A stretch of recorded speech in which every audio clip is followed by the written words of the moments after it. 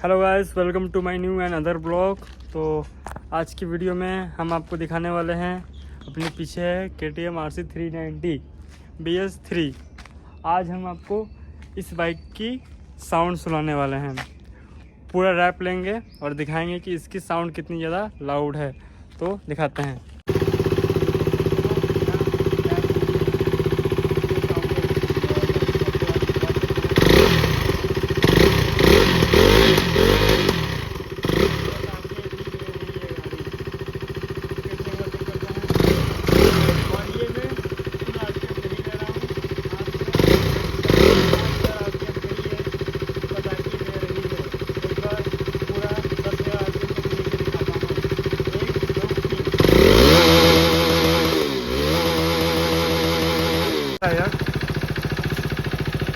तो ये अपनी बाइक है।